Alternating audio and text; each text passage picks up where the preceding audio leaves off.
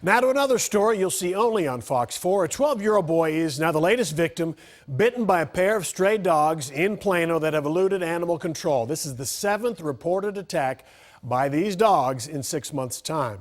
Fox 4's Deanna Zoga is in Plano tonight, where we're told these attacks have been happening unprovoked. Deanna.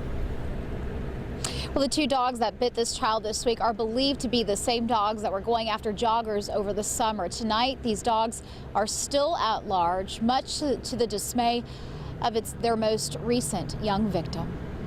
My life is starting to sound like an old blues country song because my bike had been stolen and then I got bit by a dog. It's so true. It's so true. Eli Pavey can laugh about it now. Like almost to it was like my calf. But this 12-year-old was having a tough week, even before a couple of stray dogs took an interest in him while heading home from the school bus stop.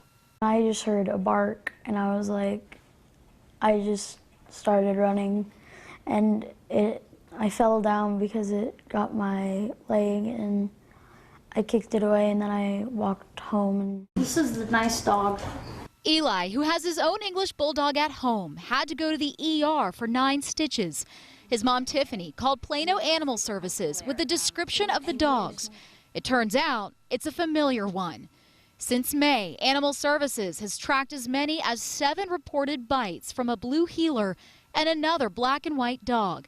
This summer, we first warned you about the dogs after 2 joggers were bit.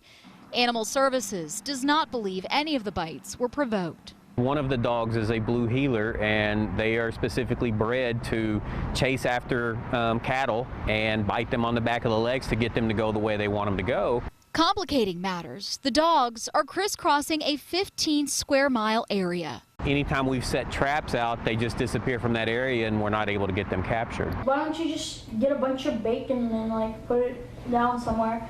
And then Bacon, it's always the answer. We'll just come running there. And while Eli's recovering, his sense of humor still intact, his mom is taking extra precautions. I don't want to live in fear. I don't, but I'm going to be honest with you. They aren't walking to and from school and the bus stop. She says there are lots of kids in their neighborhood, which is off of Park and Ohio in Plano. We talked about Animal Services. We're looking over some sightings. They've seen these dogs or heard about these dogs seen as far as Alma and Plano Parkway, so near Collin Creek Mall. So East Plano, West Plano, very unusual in dealing with stray dogs. They do believe that these dogs, Steve, are still on the move. Back to you. I know that area. That's like 5 miles difference from one end to the other. Okay, let's talk about this little guy. ER, 9 stitches. Any of the other bite victims have serious injuries like this one? Well, Animal Services says really none have serious injuries, none that they would describe as a mauling. They do know of some puncture wounds, things like that, things like what you saw with Eli there with his 9 stitches. So again, and Animal Services don't necessarily believe that these dogs are aggressive. They think that perhaps this blue heeler's instincts kick in when they see someone pass by and then the second dog just follows along, but still they want the community to be aware.